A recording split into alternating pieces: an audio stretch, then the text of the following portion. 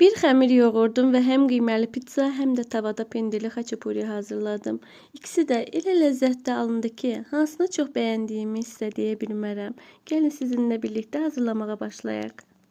Xəmir üçün inqrediyentləri videonun aşağısına qeyd edəcəm. Xəmiri yoğurdum və yarım saat qaldıqdan sonra havasını aldım. 3 kündəyə bölürəm bir böyük xəmir pizza üçün, 2 balaca kündə isə xaçapuri üçün hazır edəcəm.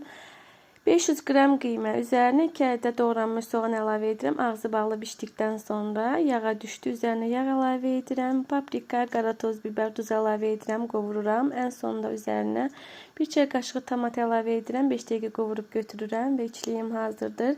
Xaçapuri içliyi üçün 300 qram kənd şoru, qeyd edim ki, mağazalarda satılan kəsmikdən istifadə olunmur. 300 qram holland pendiri, 1 ədəd yumurta və duz əlavə edirəm. Siz yalnız holland pendiri də qoya bilərsiniz.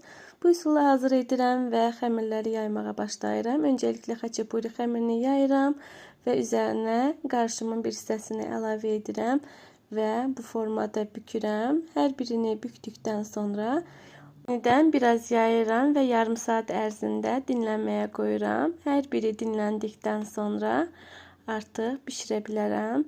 Xaçapuri xəmiri dinlənən arada biz də pizza xəmirini yaymağa keçək. Xəmiri yayıram və listin üzərinə duru yağ qoyuram və ən üst qata biraz un əlavə edirəm və yaydığım xəmiri listin üzərinə qoyuram və üzərini bu formada kəsirəm və hazırladığım qiyməli qarışımı xəmirin üzərinə əlavə edirəm və ən sonunda üzərinə holland pendiri qoyuram və 40 dəqiqə ərzində 200 dərəcəlik alt-üst sobada bişirirəm və bu üsulla inanın çox ləzzətli, çox dadlı bir pizza alınır. Siz də hazırlayın.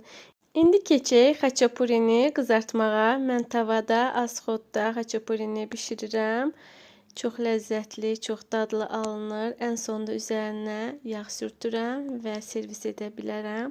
Bu üsulla siz də hazırlasanız inanıram ki, çox bəyənəcəksiniz. Kanala abunə olmağı, videoları izləyib bəyənməyi unutmayın. Ən əsasda siz hansını daha çox bəyəndinizsə şərhlərdə qeyd edin. İzlədiyiniz üçün hər birinizə təşəkkür edirəm. Sağ olun.